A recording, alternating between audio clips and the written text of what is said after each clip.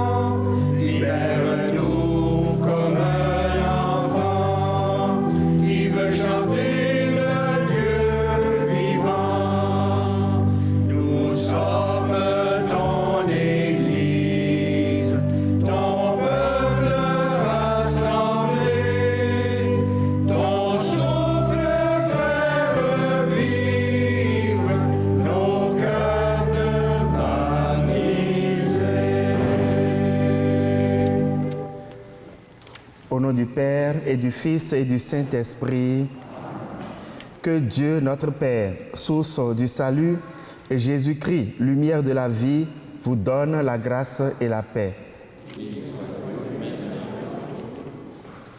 Alors que nous sommes réunis dans sa maison, le Père nous éclaire par la parole de son Fils et nous nourrit de sa vie. En toute confiance, tournons-nous vers sa miséricorde paternelle pour le pardon de nos péchés. Seigneur Jésus, nos infidélités nous ont éloignés de toi, mais tu viens toujours à notre rencontre. Prends pitié de nous. Ô Christ, prêtre éternel, quand les ténèbres nous envahissent, tu t'offres en sacrifice pour notre salut. Prends pitié de nous.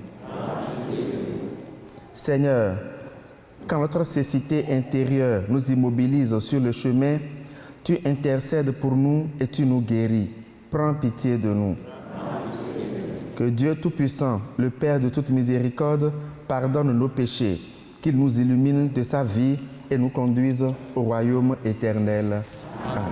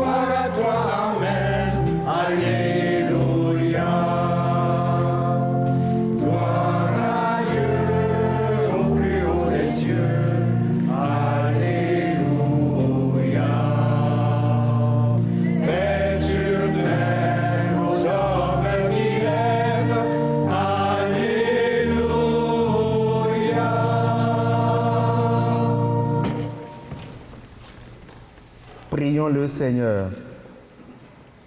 Dieu éternel et tout-puissant, augmente en nous la foi, l'espérance et la charité. Et pour que nous puissions obtenir ce que tu promets, fais-nous aimer ce que tu commandes. Par Jésus-Christ, ton Fils, qui vit et règne avec toi et le Saint-Esprit, maintenant et pour les siècles des siècles.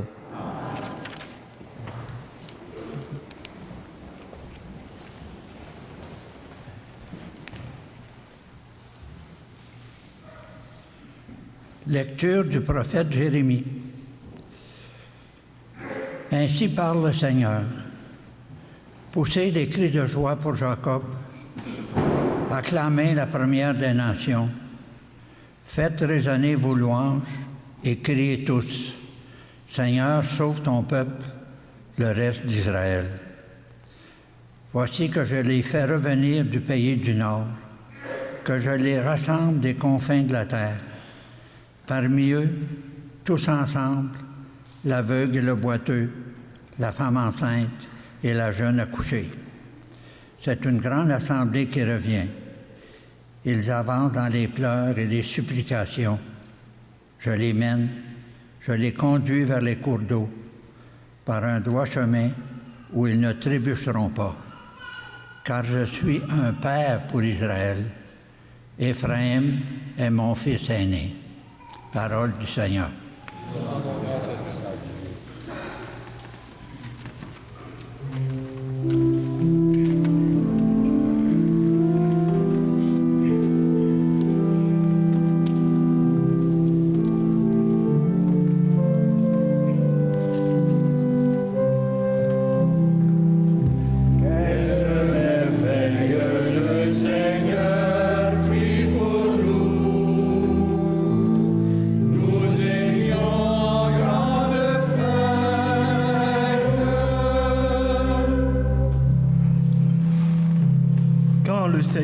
Ramena les captifs à Sion.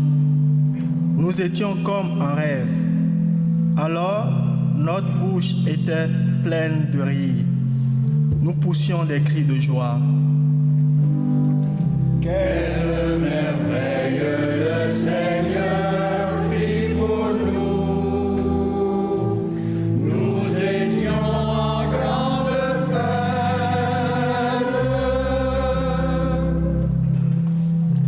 Alors on disait parmi les nations, quelle merveille fait pour eux le Seigneur. Quelle merveille le Seigneur fit pour nous. Nous étions en grande fête. Quelle merveille le Seigneur fit pour nous. Nous étions en grande fête.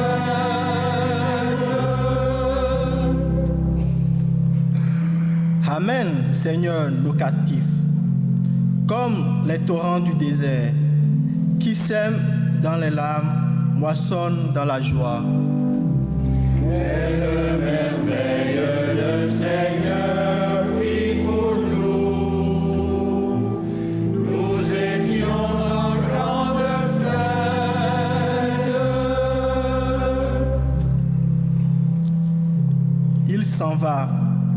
Il s'en va en pleurant. Il jette les semences. Il s'en vient dans la joie. Il rapporte les gerbes. Quelle merveille le Seigneur fit pour nous. Nous étions en grande fête.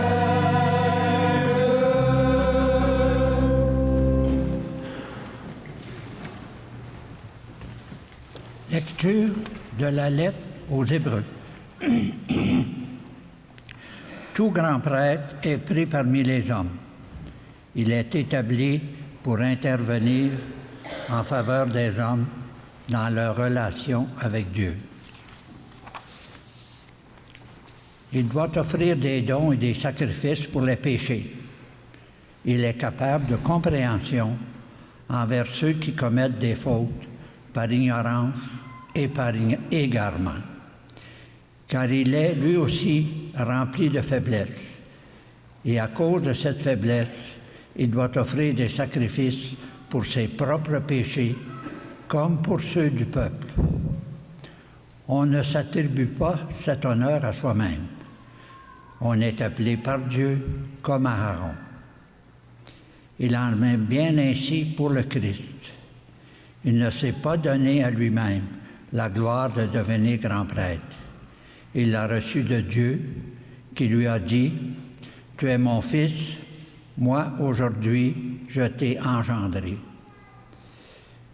Car il dit aussi dans un autre psaume « Tu es prêtre de l'ordre de Melchisédek pour l'éternité ». Parole du Seigneur. Grâce à Dieu.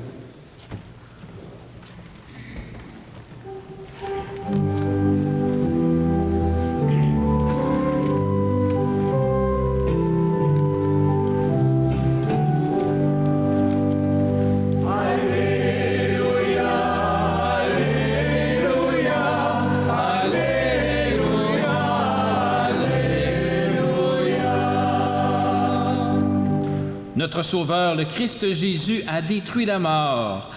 Il a fait resplendir la vie par l'Évangile.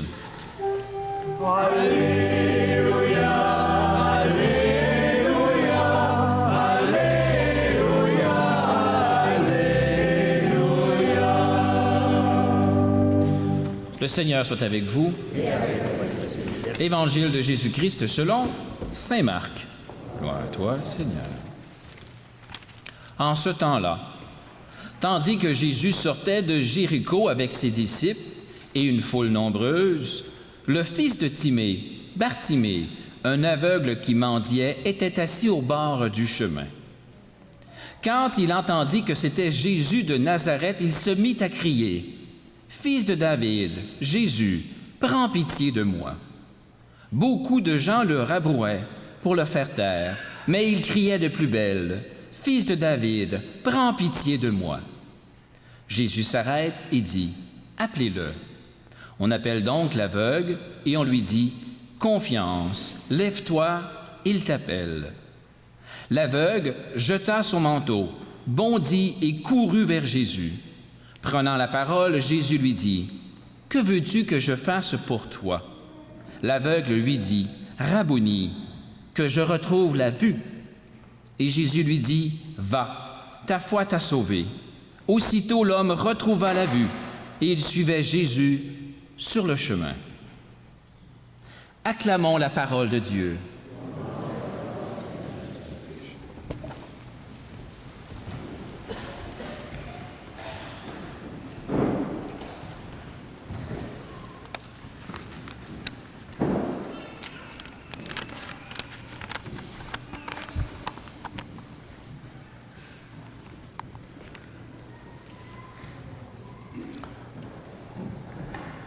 Quatre personnages peuvent être relevés dans le récit que nous venons d'entendre dans l'Évangile. Et je voudrais développer ma méditation ce matin autour de chacun de ces personnages. Le premier personnage, c'est Jésus. Il est présenté dans la deuxième lecture comme le grand prêtre qui réalise la prophétie annoncée par Jérémie dans la première lecture. Le Seigneur va sauver son peuple. Jérémie annonce le retour des exilés, parmi lesquels se trouvent l'aveugle et le boiteux. Donc le geste posé par Jésus dans l'Évangile trouve sa clé de lecture dans la première lecture. Le personnage numéro 2, c'est la foule, qui a eu un comportement pour le moins surprenant. Au début, ils ont empêché le mendiant d'avoir accès à Jésus. Et subitement, c'est même cette foule qui encourage le mendiant à aller vers Jésus. Selon certains théologiens, cette foule préfigure l'Église, dont certains membres se méprennent sur l'identité et la mission de Jésus, car c'est ce qui est arrivé à cette foule. Ils n'ont pas compris que Jésus était arrivé pour les malades, les pauvres, les faibles et les petits. Pour eux, il était arrivé pour restaurer la légalité et la légitimité du pouvoir politique. Mais avec la réaction de Jésus, ils ont compris très vite et ils sont passés de leur rôle d'empêcheur à un rôle de facilitateur. Aujourd'hui, dans notre société, il y a toujours des gens qui veulent découvrir Dieu, qui cherchent un sens à leur vie, qui cherchent la lumière. Rappelons-nous pour leur répéter, comme a fini par le faire cette foule à Bartimée, confiance, il t'appelle, viens à sa suite. Le personnage numéro 3, c'est Bartimée l'aveugle. Le comportement de la foule est étonnant, mais celui de Bartimée est encore plus étonnant et plus surprenant. Vous voyez, c'est à travers son comportement que nous avons compris qu'il existe une cécité spirituelle et qu'elle est même pire que la cécité physique. Lui, il a pu, malgré son handicap, contrairement à la foule, c'est lui qui a découvert l'identité de Jésus et de quoi il est capable, ce que la foule, bien portante, n'a pas pu voir. Bartimée, c'est l'audace de la foi, parce qu'au temps de Jésus, il n'était pas convenable qu'un mendiant côtoie une grande personnalité, un prince. Il n'était pas convenable qu'on trouve dans l'entourage des personnes de grande importance qui drainent derrière eux des foules. Il n'est pas convenable qu'on trouve des mendiants dans leur entourage. Et Bartimée, lui, il a fait obstacle à cela. Il a bravé les interdits et il a osé demander une audience auprès de Jésus. Donc il est pour nous l'exemple de l'audace de la foi. Bartimée l'aveugle, c'est également une confiance aveugle en Dieu. Pourquoi je dis ça? Vous voyez, voilà un monsieur qui a tout abandonné. Il a lancé son manteau, mais sûrement autre chose, parce qu'il est un mendiant aveugle. Donc il avait certainement une canne. Il avait certainement un petit bol pour accueillir les offrandes. Il a tout balancé en l'air. Tout ce qui faisait sa sécurité, il a abandonné et il court vers quelqu'un qu'il sait capable de lui faire du bien, mais dont il n'est pas sûr, parce que Jésus est capable, mais c'est à lui de décider. Voilà, il a eu une confiance aveugle en Dieu. Donc il est pour nous également, sur le chemin de la foi, un exemple de confiance aveugle en Dieu. Bartimée l'aveugle, c'est également pour nous l'exemple de la sérénité. Vous voyez, de l'extérieur, tout semble aller mal pour ce monsieur. Mais intérieurement, il avait de la stabilité, il avait de l'assurance. Tout le monde criait pour le faire taire. Mais on dit quoi? Que lui, il persistait dans sa demande. Il savait ce qu'il cherchait. Donc c'est à l'extérieur qu'on le voit mal, qu'on voit que tout va mal pour lui. Mais à l'intérieur, il avait un certain équilibre, il avait une stabilité. Il a su avoir de la sérénité au cœur de ses épreuves.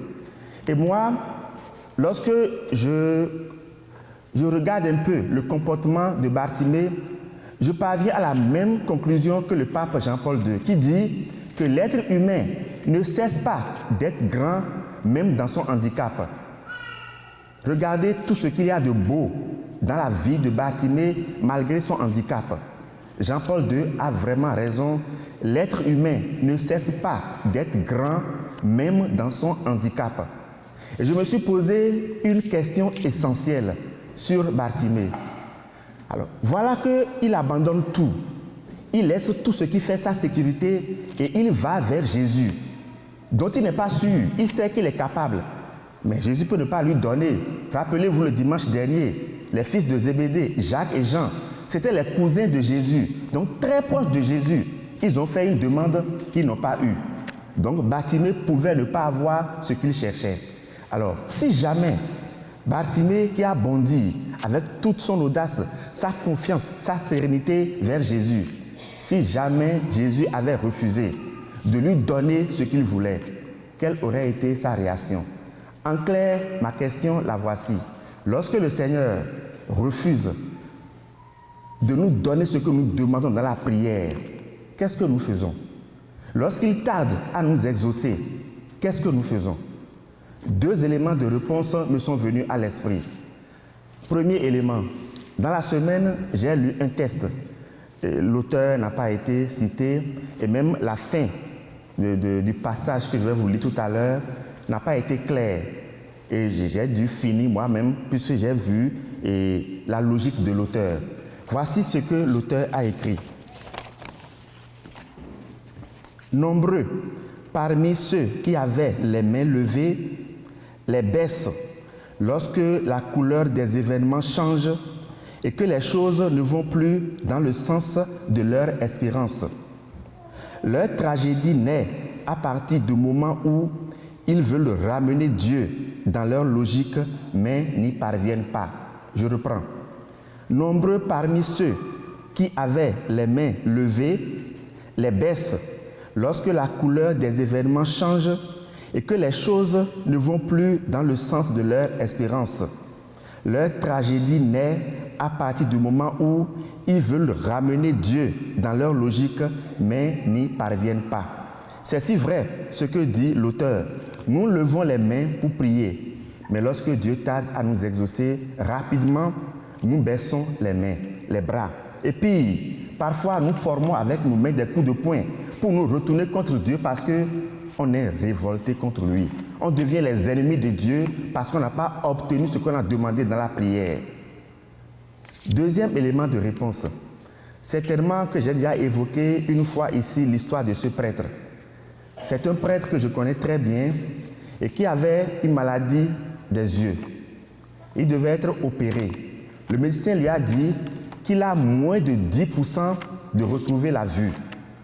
Donc c'était vraiment une opération très délicate.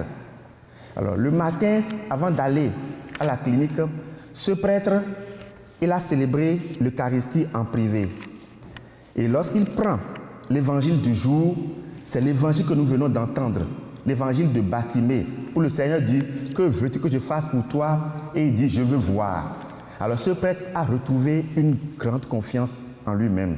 Il s'est dit « Si le Seigneur a permis que je sois opéré en ce jour où on a lu cet évangile, c'est sûr que j'aurai la guérison. » Alors il va à la clinique, mais il en ressort les 2 yeux abîmés. Il est devenu aveugle. C'est un prêtre que je connais bien. Alors, il m'a dit qu'à cette étape de sa vie, il a presque perdu la foi. Après ce sale tour que le Seigneur lui a joué, il a perdu complètement la foi. Mais avec le temps, il s'est rendu compte que si le Seigneur l'a privé de ses yeux physiques, c'est parce qu'il a doté, d'une vue spirituelle, immatérielle, une vue de foi. Parce qu'il comprenait mieux les choses que quand il avait les yeux ouverts. Et il n'a pas menti, parce que c'est un prêtre, lorsqu'il prêche, lorsqu'il sort une phrase de sa bouche, c'est toujours d'une profondeur insondable. Le Seigneur n'a pas exaucé sa prière. Il a même privé de ses vues, de ses 2 yeux, mais il a doté d'une faculté beaucoup plus grande. Il voyait mieux que ceux qui avaient les yeux ouverts. Voilà comment agit notre Seigneur. Il n'a pas donné ce qu'il veut, mais il lui a donné ce qu'il lui faut. Et tout cela doit nous aider à réfléchir sur comment est-ce que nous réagissons lorsque le Seigneur ne répond pas très vite à nos prières. Le 4e personnage que nous pouvons voir dans l'Évangile, c'est qui? C'est nous-mêmes. Nous qui écoutons aujourd'hui cette lecture. Le Seigneur nous pose à chacun de nous cette question. Que veux-tu que je fasse pour toi?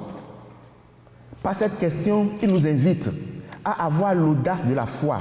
L'audace pour lui dire ce que nous voulons qu'il fasse pour nous.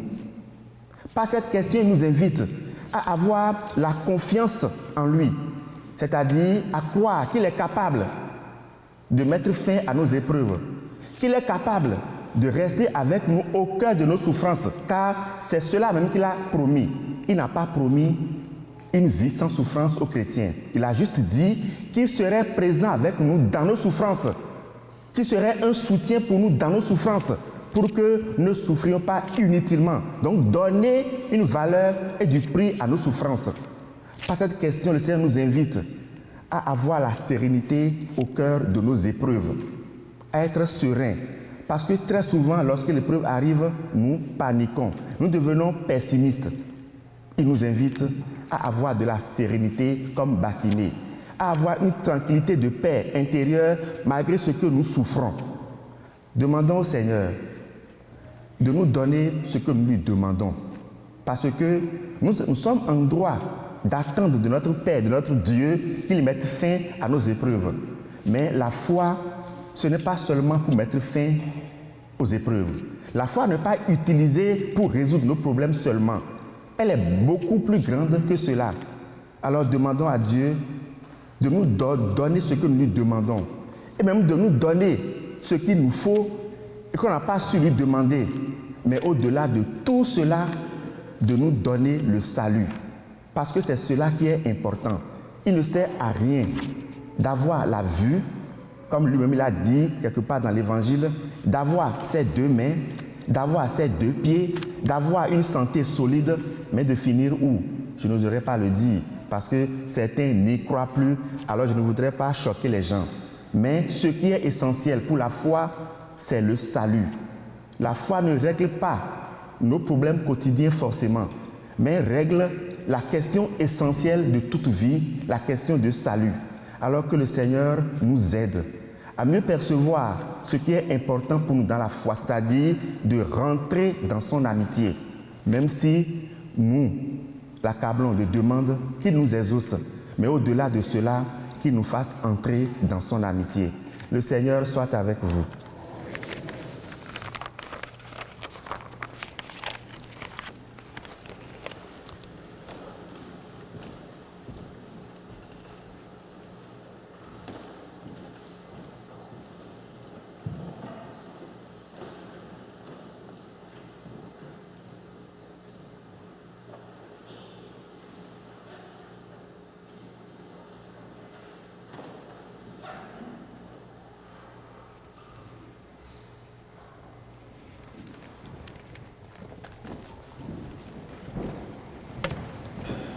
Je crois en Dieu.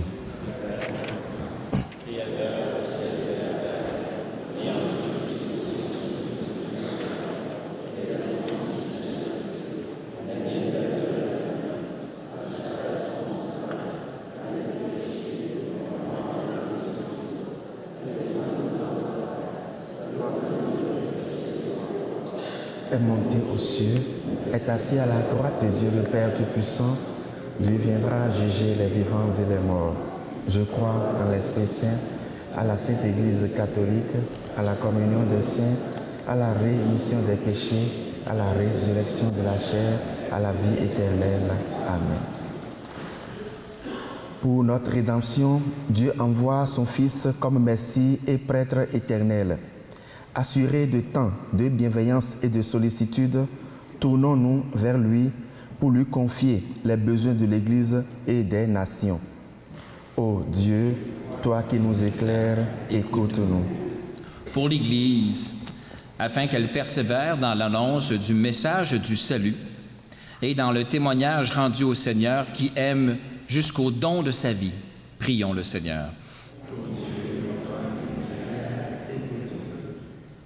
Pour les autorités civiles, afin qu'elles veillent sur le bien commun dans l'esprit évangélique du partage et de l'attention prodiguée aux plus pauvres. Prions le Seigneur. Pour les associations qui s'occupent des gens vivant avec une déficience visuelle, afin qu'elles reçoivent toujours l'aide nécessaire pour remplir efficacement leur rôle, prions le Seigneur. Pour les personnes qui sont injustement envoyées en exil, loin de leur patrie, afin qu'elles trouvent de la consolation dans leur entourage et rencontrent des femmes et des hommes attentifs à leur cause, prions le Seigneur. Pour les membres de notre communauté, afin qu'à la lumière de la parole de Dieu, ils suivent le Christ sur le chemin de l'amour sans mesure. Prions le Seigneur. Toi qui nous éclaires, écoute-nous. Père de toute bonté, toi qui nous connais mieux que nous-mêmes et qui demeures toujours à notre écoute, exauce nos prières aujourd'hui et nous louerons continuellement ton nom, toi qui vis avec ton Fils et l'Esprit Saint pour les siècles des siècles. Amen.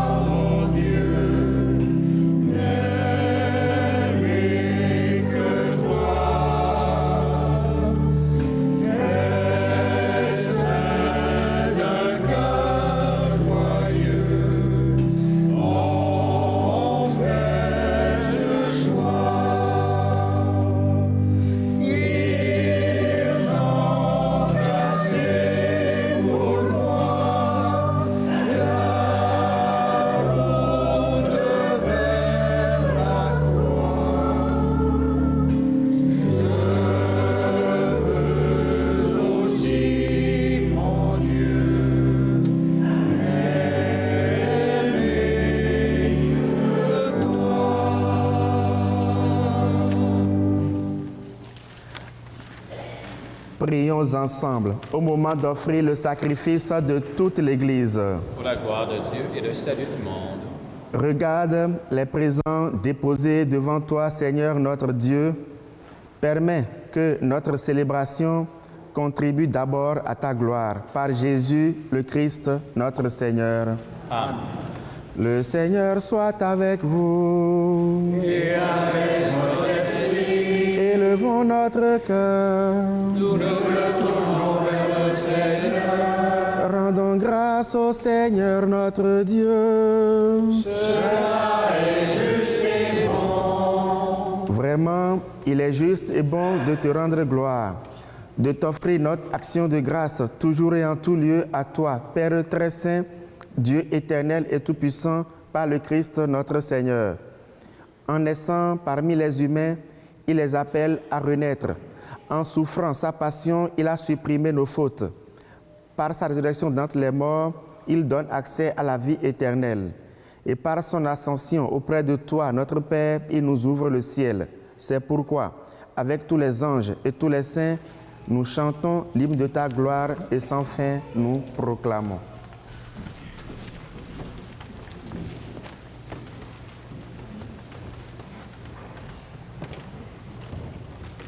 toi qui es vraiment saint, toi qui es la source de toute sainteté, Seigneur, nous te prions. Sanctifie ces offrandes en répandant sur elles ton esprit, qu'elles deviennent pour nous le corps et le sang de Jésus le Christ, notre Seigneur. Au moment d'être livré et d'entrer librement dans sa passion, il prit le pain, il rendit grâce, il le rompit et le donna à ses disciples en disant : Prenez et mangez-en tous, ceci est mon corps livré pour vous.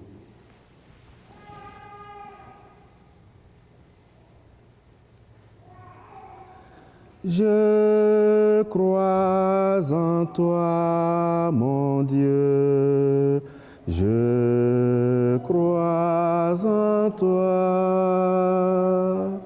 vivant mystérieux, si près de moi, dans tous les désarrois, tu garderas ma foi. Je crois en toi, mon Dieu, je crois en toi.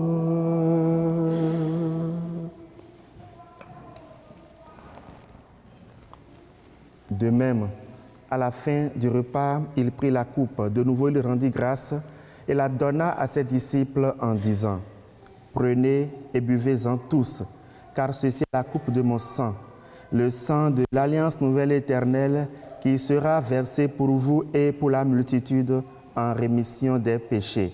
Vous ferez cela en mémoire de moi.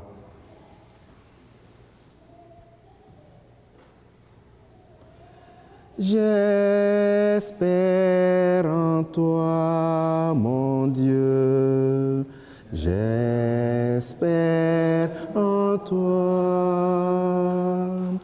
Ta main du haut des cieux prend soin de moi. Quand sous l'effort je ploie, quand sombre toute joie, j'espère en toi, mon Dieu, j'espère en toi.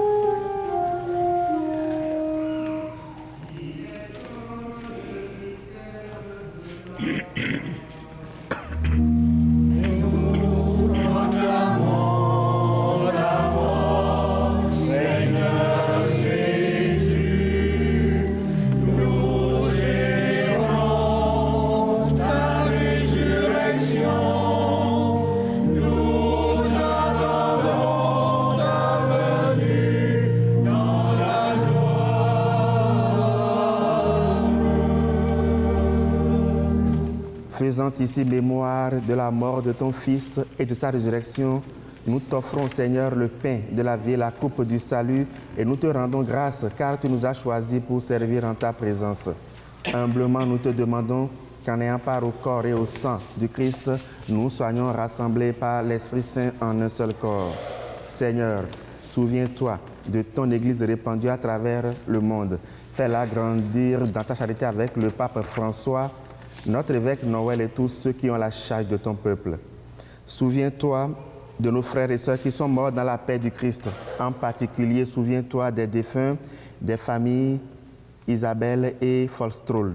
Souviens-toi de Laurent de Champlain, de Thérèse Gendron de Meule, dont c'est le 2e anniversaire de décès. Souviens-toi de Christiane Guertin, dont c'est également le 2e anniversaire de décès. Souviens-toi de Monsieur et Madame Adela Baudrol, de Liliane Terrien. Souviens-toi des défunts de chacune de nos familles. Reçois-les dans ta lumière auprès de toi. Sur nous tous, enfin, nous implorons ta bonté.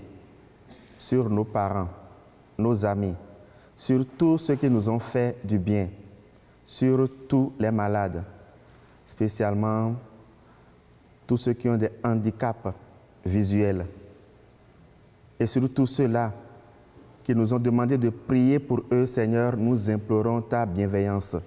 Permets qu'avec la Vierge Marie, la bienheureuse Mère de Dieu, son épouse, Saint Joseph, avec les apôtres, les saints dont nous portons les noms, et les saints de tous les temps qui ont vécu dans ton amitié, nous ayons part à la vie éternelle, que nous chantions ta louange par Jésus-Christ, ton Fils bien-aimé.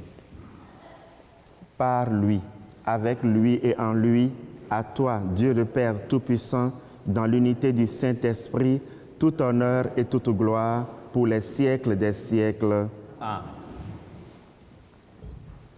Comme l'avons appris du Sauveur et selon son commandement, osons dire, Notre Père, Qui es aux cieux, que ton nom soit sanctifié, que ton règne vienne, que ta volonté soit faite sur la terre comme au ciel. Donne-nous aujourd'hui notre pain de ce jour. Pardonne-nous nos offenses, comme nous pardonnons aussi à ceux qui nous ont offensés. Et ne nous soumets pas à la tentation, mais délivre-nous du mal. Délivre-nous de tout mal, Seigneur, et donne la paix à notre temps. Donne la paix à nos cœurs, la paix à nos consciences. Par ta miséricorde, libère-nous du péché. Rends-nous forts devant les épreuves. En cette vie, nous espérons le bonheur que tu promets et l'avènement de Jésus-Christ, notre Sauveur. Car c'est à toi qu'appartient le règne, la puissance et la gloire pour les siècles des siècles. Seigneur Jésus-Christ, tu as dit à tes apôtres, je vous laisse la paix, je vous donne ma paix. Ne regarde pas nos péchés, mais la foi de ton Église, pour que ta volonté s'accomplisse dans lui toute cette paix et conduis-la vers l'unité parfaite, toi qui règnes pour les siècles des siècles. Que la paix du Seigneur soit toujours avec vous. Et avec votre esprit. L'abbé Éric nous a dit que nous étions le 4e personnage de l'Évangile. Et à ce 4e personnage, il est demandé « Que veux-tu que je fasse pour toi ?» Un élément de réponse, la paix intérieure. La paix intérieure, la paix à tous. Frères et sœurs, dans la chair et du Christ, échangez-vous cette paix.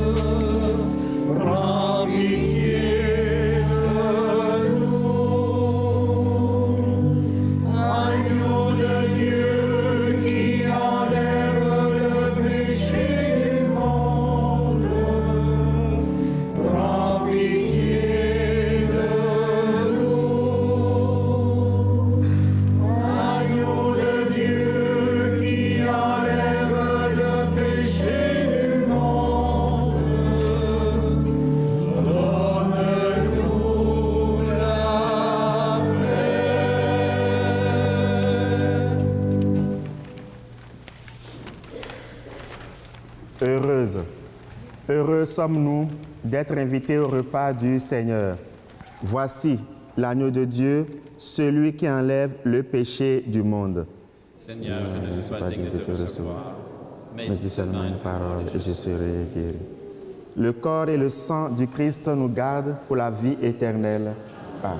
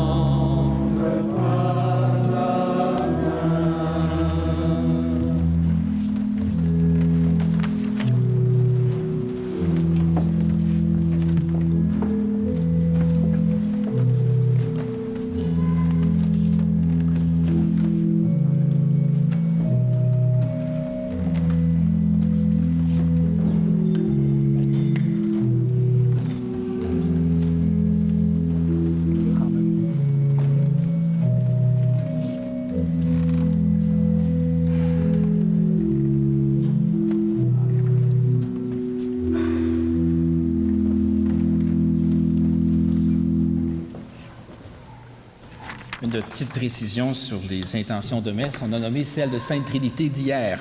Bon, mais j'aimerais quand même mentionner celle que nous avions aujourd'hui pour la messe de 9h30, pour les parents défunts de André Terrien, pour Thérèse, Robert, Huguette Doucette et Marlène Doucet. Également les oubliés et les malheureux par Aline Lévesque. Finalement, il y avait Action de grâce à Saint-Michel-Archange par Marc Kendi Norwillis. Voilà. Autre nouvelle, nous recommandons vos prières. M. Serge Lauzon, 40 ans, fils de M. Yves Lauzon et de Mme Lisette Artel. Les funérailles ont été célébrées le 25 octobre en l'église Très Sainte Trinité. M. Réal Ferland, 81 ans, conjoint de Mme Denise Chaumont. Les funérailles ont été célébrées le 26 octobre en l'église Saint-Michel. Finalement, M. François Tessier, 57 ans, conjoint de Mme Lucie Banville. Les funérailles ont été célébrées le 27 octobre en l'église Saint-Michel. Merci de prier pour les personnes qui vivent le deuil. Autre nouvelle, changement à l'horaire des messes. Il y aura la célébration jeudi 1er novembre à 9h en l'église Saint-Michel. 1er novembre, c'est la Toussaint. On va célébrer la Toussaint en ce jeudi 1er novembre. C'est aussi l'anniversaire d'une de mes filles. Félicitées, c'est bien. La messe du samedi à 17h sera célébrée à l'église Saint-Michel du mois de novembre jusqu'au mois d'avril.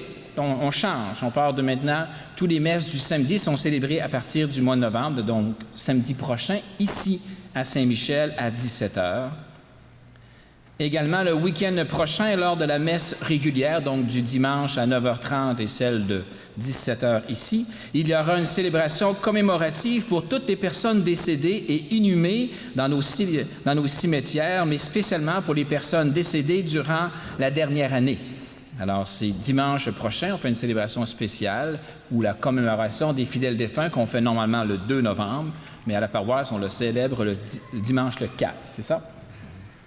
Autre chose, oui, tu as autre chose. Nous avons initié aussi, depuis le début de la rentrée pastorale, tous les derniers mardis du mois, la messe de 19h qui se dit à Très Sainte Trinité. C'est pour tous ceux qui ont été inhumés au cours du mois précédent. Donc le mardi prochain, tous les membres des familles qui ont eu des obsèques, des inhumations pendant le mois de novembre, non pas novembre, septembre et octobre, ils sont invités à cette messe, ils sont déjà avertis. Avant la bénédiction finale, il y a aussi M. Tremblay qui va donner un message sur la paix. Je le laisse passer d'abord. Sœurs et frères, que la paix soit avec vous. Ce matin, en septembre 2017, le Saint-Père et Caritas Internationalis ont lancé la campagne « Partager le chemin » qui invite les catholiques du monde entier à tendre la main à nos sœurs et nos frères qui ont dû fuir leur foyer. Les migrants dans le monde sont environ 68,5 millions. 40 millions sont des déplacés internes, c'est-à-dire qu'ils restent dans leur pays d'origine. À ce jour, la Colombie demeure le pays qui a la plus grande population de déplacés internes, soit 7,7 millions, suivi de près par la Syrie, l'Afghanistan, le Soudan du Sud, le Congo et plusieurs autres. 25 millions sont des réfugiés qui traversent des frontières, comme les Syriens vers la Libye, la Turquie, le Liban, les Vénézuéliens qui vont vers la Colombie, le Brésil, les Afghans qui fuient vers le Pakistan. Et présentement, on voit à la télévision ces 1000 Honduriens qui sont en marche vers les États-Unis. Les causes de la migration forcée sont multiples, complexes et interreliées. En voici quelques-unes. Les conflits armés, par exemple la guerre contre la drogue au Honduras, au Salvador, au Mexique, en Colombie. Les persécutions, comme on voit en Birmanie contre les Rohingyas. Les méga-projets de développement, comme les barrages des Trois-Gorges en Chine. Les causes écologiques qu'on voit de plus en plus, comme les pénuries d'eau, les famines, et les causes économiques et politiques, surtout le chômage et ses effets secondaires. La décision d'un migrant de partir est très difficile à prendre. Il doit laisser derrière lui sa maison, ses parents, ses amis. Sa route sera pleine d'embûches. Il devra faire face aux pilleurs sur son chemin, aussi au manque de nourriture, à la maladie. À la frontière, il devra corrompre un douanier ou engager un passeur pour se retrouver dans un camp de réfugiés pour en moyenne 5 ans, ou affronter l'hostilité locale des habitants dans le pays où il tentera de s'établir. Le Haut Commissariat pour les réfugiés de l'ONU recommande diverses approches pour régler le problème des migrants, soit la réinstallation dans d'autres pays, l'intégration locale dans le pays où ils sont présentement et un retour volontaire dans leur pays d'origine.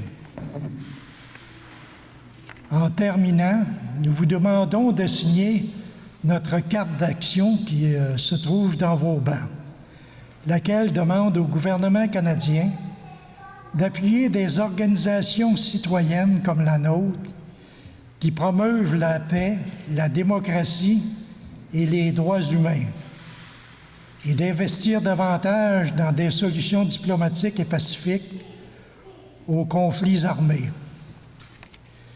Vous trouverez également une prière pour les migrants, les migrantes et les migrants forcés à travers le monde. Je vous invite à vous lever pour réciter cette prière ensemble.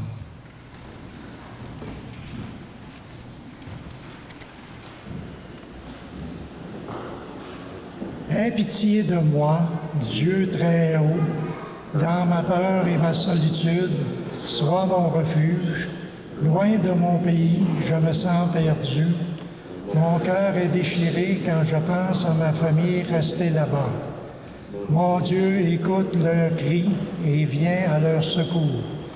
Apaise les tempêtes d'anxiété et de doute qui font rage en moi. Passe devant moi et guide mes pas vers une personne que je ne connais pas. Que sa gentillesse et sa compassion m'assurent que tu es là pour m'accueillir. Alors, je vous remercie de votre écoute. Merci, André. Et vous avez remarqué, c'est pour envoyer au premier ministre Justin Trudeau, mais il y a un engagement là-dessus. Hein? On peut cocher en disant « Je m'engage à marcher ». Alors, si vous voulez marcher, je ne sais pas comment l'engagement se fait, la marche, juste vous direz marcher peut-être 1 kilomètre ou 2, pas obligé de marcher Compostelle comme je l'ai fait, mais s'engager à marcher pour être solidaire avec ces gens-là. Merci. Prions encore le Seigneur. Que tes sacrements, Seigneur, achèvent de produire en nous ce qu'ils signifient, afin que nous entrions un jour en pleine possession du mystère que nous célébrons dans ces rites. Par Jésus le Christ, notre Seigneur. J'espère que vous n'avez pas oublié notre entente. Je l'ai dit ici, lorsque pendant mes homélies, j'écarquille les yeux, que j'hausse le ton, ce n'est pas que je suis fâché. D'ailleurs, je n'ai aucune raison d'être fâché. Et ce n'est pas que je donne de la morale, c'est juste quand je suis convaincu et que je veux convaincre, j'hausse le ton. J'essaie de travailler sur ce défaut-là, mais quand je suis fatigué excessivement, je n'arrive pas. C'est le cas aujourd'hui. Donc, ne vous fâchez pas. Prochainement, je vais baisser un peu mon ton. Le Seigneur soit avec vous. Et que Dieu Tout-Puissant vous bénisse, le Père, le Fils et le Saint-Esprit. Frères et sœurs, allez dans la paix du Christ. Bon dimanche, bonne semaine.